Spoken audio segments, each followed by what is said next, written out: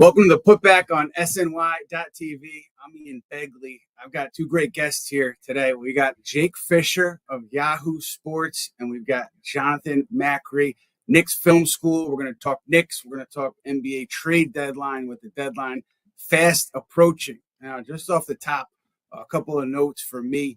I've heard that Denver had registered some interest in Cam Reddish recently, so you could add Denver to the name of teams that has had interest in Cam Reddish. And I also think that the Knicks had contact more recently with Detroit on a potential Reddish deal. So keep an eye there. In terms of, we're going to start off with everybody with general goals for the Knicks at the deadline. The best I can tell is dealing with Cam Reddish, maybe finding a home for Derrick Rose, Evan Fournier, I think a little less likely, and also checking the temperature on Obi Toppin, hearing what teams have to say on Obi Toppin. I think that's generally what you're looking at. I think OG Anunoby, a little bit more of a far-fetched deal at this point. But I want to hear from you guys, obviously. Jake, what are your thoughts on who the Knicks could be targeting? What are you hearing out there?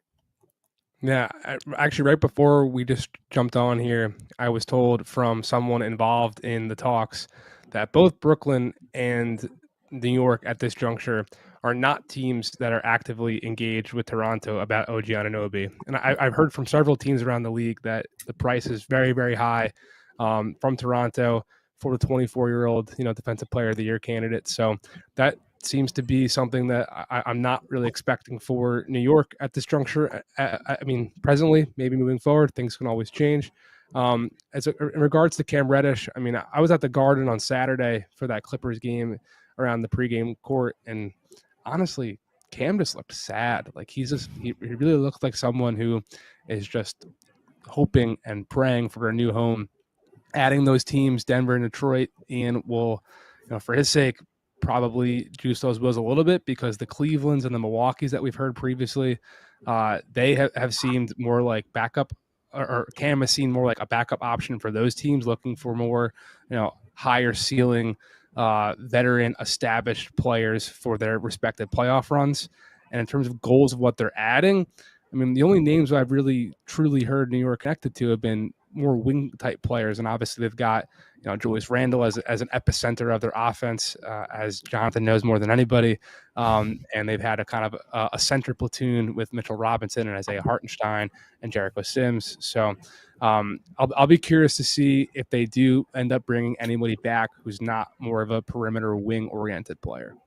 Yeah, just one follow-up on Anunoby, Jake. I think that one of the issues there is the long-term, I guess, not fit, but the long-term commitment. Because I think with Anunoby, a lot of teams, I think Knicks included, expected him to opt out and then, hit free agency, and then you kind of don't know what goes on from there. So I think that was part of the recent messaging from to teams, including the Knicks, on Anunoby. So I would be surprised if they then jumped in now and went aggressive again on Anunoby. But look, you said it, anything can change between now and Thursday at 3 p.m. But that was the most recent thing that I'd heard there.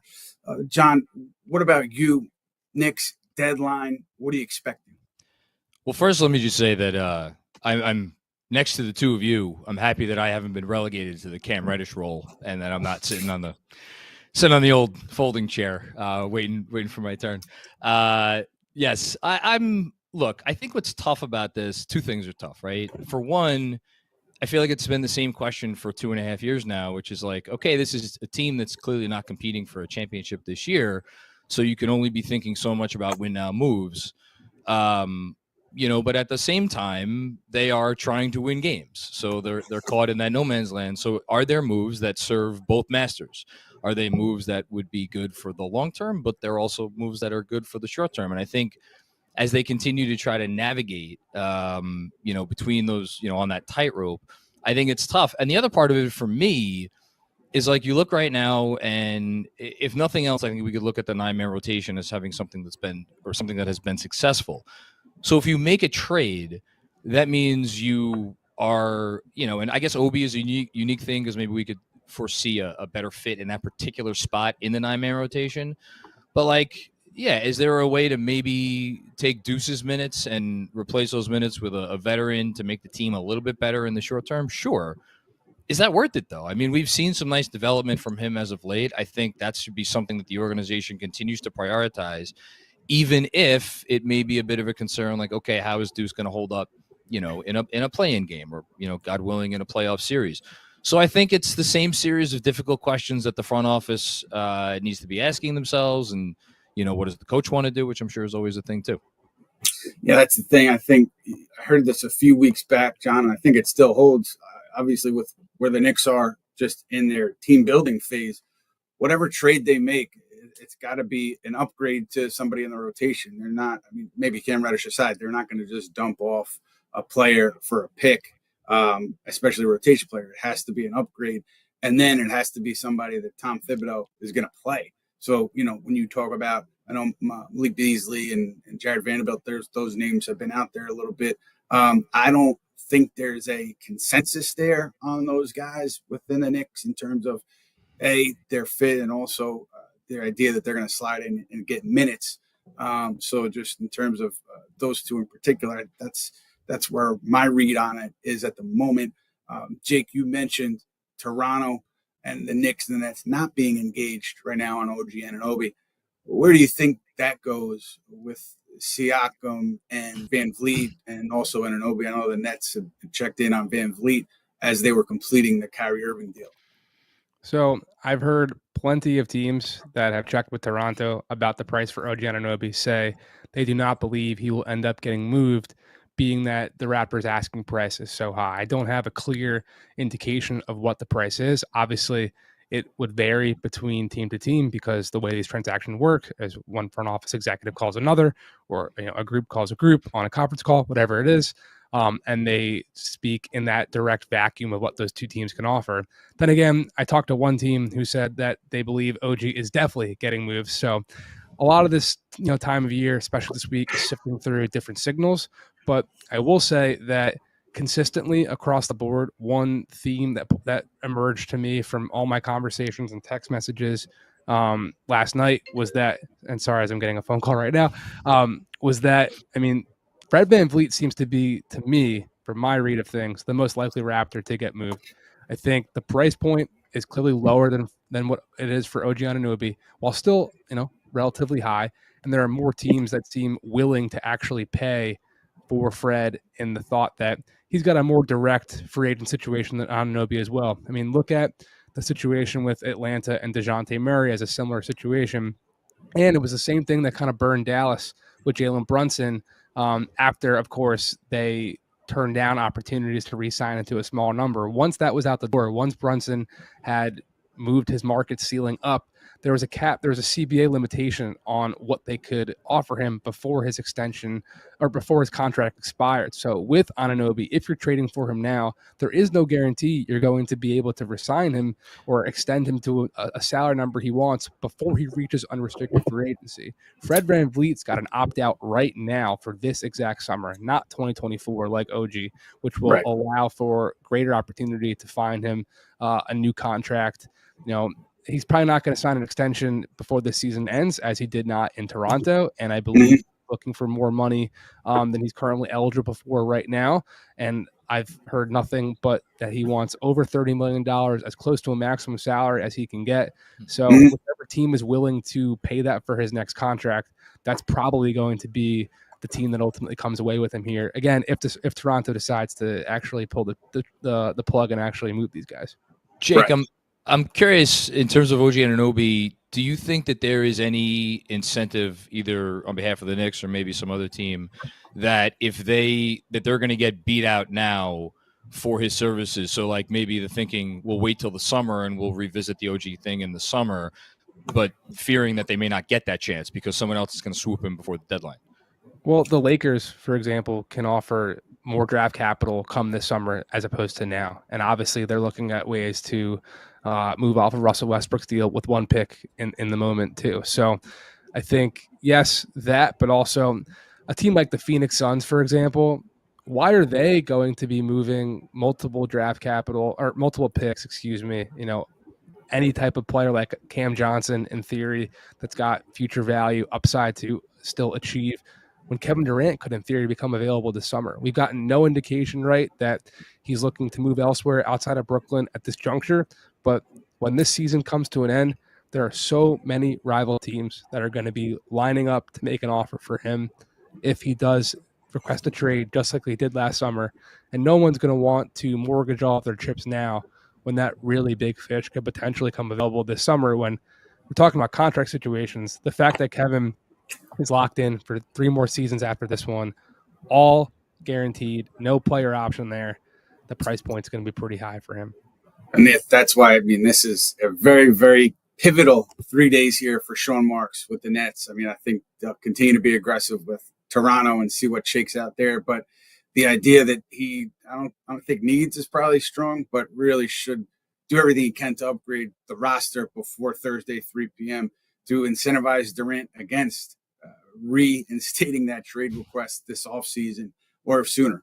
I think that's why it's so pivotal for Brooklyn to make the right decisions over the next 3 days, because it's easy, at least for me, just kind of guessing, it's easy for me to see how Durant, if things don't go well this season, could again put that trade request on the table, whether it goes public or not. And then, it's a feeding frenzy with teams trying to get in and make the trade for Kevin Durant. So really interesting times over there in Brooklyn. Matthew Spenley, we have a fan question. Correct. I think fan question for Jake. So Jake, fan question coming for you. Jake, coming at you hot. Jose Ramos is asking, what's the likelihood Minnesota moves on from Cat anytime soon? I think a lot of Knicks fans, knowing this deadline might be a bit underwhelming in terms of the big time guys that they would move for, are looking ahead. So you have any scuttlebutt there with Cat? There you go. I mean, I know Knicks fans are just hoping that Cat or Joel Embiid or, fill in the blank, anybody will become available for trade in the next 18 months or so, right? I think ultimately the situation with Cat in Minnesota will be really determined by how well they can make things mesh the second half of the season, if and when he comes back from this calf strain. And the timetable has been long, right? So we'll see how he's able to even, get back into peak NBA performance condition before the playoff run here. And then the emergence of Anthony Edwards has really taken a step forward this season. It has to change somewhat of the calculus for Minnesota, at least in just comparing their options. But I do think that they fit pretty nicely together, and people in Minnesota, I mean, they want to try to maximize that pairing, and they thought Rudy Gobert was the piece to do that, and they haven't had a chance to see it yet. So if they move on from Karl Anthony Towns this summer without actually having a significant sample size to give Chris Finch and his coaching staff an opportunity to optimize that pairing, I'd be surprised. I think maybe this conversation can get relitigated next trade deadline for sure, but the fact that Cat has not been available, I think it'll be difficult for the Timberwolves to make such a sweeping conclusion with a guy who's considered one of the greatest three-point shooting big men of all time, someone who just re-signed a massive extension last summer, wanting to stay in a small market like Minnesota. I think they're going to give this thing a little bit more of a runway before they make some type of conclusion such as that. Jake, we appreciate your time, my friend. I know you have to jump. Everybody, keep it locked in on Jake's articles, Jake's Twitter. He's going to be all over the trade deadline. He gave you great insight on the Knicks. We really appreciate your time, my friend, and we will talk to you soon. Thank you. Thank you, man. I'm just trying to keep up with you. Mr. Jonathan Macri. Yes, sir. Obi Toppin. What are you doing with him if you're hearing from teams on him? And I'm going to tell you what I've heard recently. Go ahead. Yeah, I mean, look, the Obi Toppin question has been kind of the small elephant in the room, maybe bigger for some people, since they drafted him, and then whatever it was, a month and a half, however long you want to say, into that first season, it became clear that the guy in front of him, the guy who they, ostensibly drafted Obi Toppin to replace, was turning into a different sort of player with a different sort of value for the franchise. So I think whenever we talk about Obi Toppin, there's kind of the conversation of their process originally in drafting him and what they did with him and Julius Randle way back when. But then I think that's a different question from like what they're left with now. And what they're left with now is the reality of a player who, they're winning games. They have a formula. Tom Thibodeau likes his rim protection. There is no path for this player to get more than 12 to 15 minutes a night here. So for me, it's like I'm wondering, is the front office thinking, okay, well, what are the scenarios in which that changes here? And what is the likelihood of any of those scenarios actually taking place versus, is there enough of a way to maximize him now via trade? And I have to think that those are some uncomfortable conversations, especially since the people that were behind drafting Obi Toppin are still here. It's the same regime. It's not like they've been fired. So I don't even know how those conversations go. Must be difficult. Yeah, I think that also you take into account what you were talking about, John, with is this going to change? Is there going to be a place for Obi Toppin to get more minutes? We haven't seen it with Tom Thibodeau and Julius Randle and everything to date.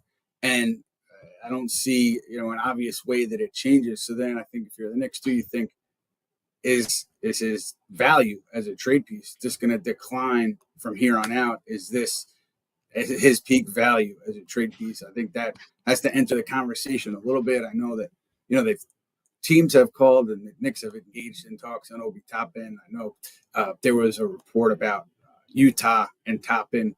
I think that the Knicks weren't willing to pay what Utah was asking for in terms of Vanderbilt and Beasley, and that also, it doesn't even get into the idea that you mentioned earlier. I don't think there's a consensus on Beasley and Vanderbilt in terms of how they fit with this Knicks team. But I think Utah had some interest in Toppin. Several teams, I think, really like Toppin, and I think it's just a matter of, do the Knicks get a price point met here in the next, what are we at, 2.5 days, 3 days between now and the deadline? But I do think the idea of his value as a trade asset has to enter the conversation somewhat, because he is eligible for that extension this summer, and there's no obvious path for him to get more playing time. Right now, John, we have a question from a fan. Matt Spenley has it for you. Fan really wants to pick your brain on something. All right, guys. Yes, my face is big now instead of small in the corner. Here I am.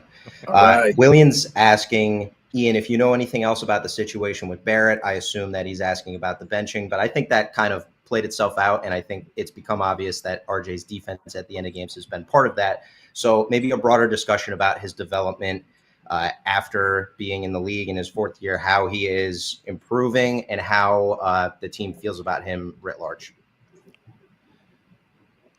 Yeah, I mean, my thoughts on RJ Barrett are that actions speak louder than words. And the man I'm speaking with right now, Ian Begley, reported very clearly over the summer that the team was willing to send RJ Barrett, along with other things, and that has been discussed ad nauseum, to Utah for Donovan Mitchell. So we already know that there is some skepticism within this team as to whether he could be, or he's definitely a core piece, an untouchable piece, whatever you want to say, going forward. And then I think you look at the development this year, and the biggest question for me personally watching is, like, I'm less worried about the offense. I mean, RJ Barrett's always going to be able to figure out a way to score, and I think his efficiency is going to get better as we go along. And even the passing, like, we see him make good passes. We see him make more sometimes than others. You brought it up, Matt. The defensive drop-off that we've seen this year in particular, I think you could argue that there was maybe a little bit of a drop-off last year from the We Here season, but the drop-off this season, I would just, like, if I'm the Knicks, I'm asking myself, well, why is that? Or maybe they know, and maybe they have an answer. I don't, personally. Is he concentrating more on his scoring? Is he trying to preserve his, body because he's playing a lot of minutes, so he's trying to invest less on a per possession basis? I don't have the answer, but the metrics bear it out. The eye test, to me at least, personally, just my opinion, bears it out. So, and then, the last thing I'll say is, if you're another team looking at RJ Barrett, and again, we get to a point where the Knicks are engaging in trade discussions featuring RJ Barrett this summer, like, what do you think it's that part of his game is going to change, or other parts of his game are going to change on your roster? Again, I think there's more questions at this point than answers when it comes to RJ. It's interesting because you also look at Jalen Brunson, Julius Randle, RJ Barrett. Tom Thibodeau mentioned that before RJ got hurt, I think it was sometime in December, he was out for a bit, and the stretch leading up to there, RJ was playing at a high level. The three of them had good numbers together. But it seems to me like when it's two of them and not the three, the Knicks are generally have been more successful. I just wonder about the three of them as a pairing in terms of that impacting RJ Barrett. I mean, obviously, somebody is going to have to take a proverbial back seat. Somebody's going to have to take a lesser role when you have three guys who, when they're at their best, they have the ball in their hands. So I just look at the way Jalen Brunson's played, look at the way Julius Randle's played, and see the way Barrett's played, particularly with that bench unit. And I just wonder how all three of those guys fit long term. I think in terms of where the Knicks are on him, Tom Thibodeau always speaks positively about RJ Barrett. He's never going to really critique a player publicly anyway. But the Clyde Frazier comment about RJ Barrett being the worst defender on the team. I mean, look, I'm never going to question anything Clyde Frazier says. He's a legend. He's seen more basketball than any of us could ever dream of. But I think that didn't go unnoticed within the team. And I don't know how RJ Barrett feels about it, but there was some not agreements, but just talk about how, RJ is struggling on defense after that Clyde commentary. So the defense is, I guess, something that needs to be addressed. But in a big picture sense, you're not going to talk about trading him until at least a year from the date that he signed that extension, because right now it's a poison pill contract. And then when you get to that year anniversary, it's not a poison pill contract anymore. And it's a more palatable deal to talk about trading. I have no idea if the Knicks would go back to the table and start talking trades on RJ Barrett. But it's an interesting dynamic night in and night out between he, Grimes, and Quickley in terms of who's on the floor late. Yeah, and I guess just playing off of that, and you bring up the very notion of trading RJ this summer, and we talked about Obi before. I'm curious if you have any thoughts on the fact that, the Knicks are trying to tinker with the roster now around the pieces that are foundational to them now. But if they're thinking about the fact that the foundational pieces now may not be the same foundational pieces that are here 6 months from now or a year from now, like I struggle to imagine how their internal conversations are going, because what's your baseline? What's your foundation that you're building off of, which I wonder, is that going to lead to inactivity in the next 2.5 or 2 days? That's my biggest question. Yeah, I think just in the short term between now and the deadline, I still think the most likely outcome is just maybe an upgrade of the bench and dealing with the Cam Reddish situation. Derrick Rose, maybe finding him a home. I don't think there's anything big coming. We were talking about it earlier on OG Anunoby. There's hurdles there for a deal to get done, and I would be surprised if the Knicks went back in an aggressive way on Toronto on OG. So I do think that it's probably more likely status quo for the Knicks. That's my read as of now. Obviously, things can change, and they often do change drastically between now and a deadline. But I think that tells you a little bit about their core pieces and the movability of those core pieces. I don't think the Knicks are going to feel the need to make a big swing on anything until this offseason. And, who knows who's available at that point, and who knows what the Knicks, young players look like to other teams at that point. But I think that in the short term, nothing huge. Toppin is the biggest name that I'm keeping an eye on. And it goes back to the preseason where I had heard the Knicks were not feeling great about having to pay both Quickley and Toppin extensions. Both those guys are extension eligible.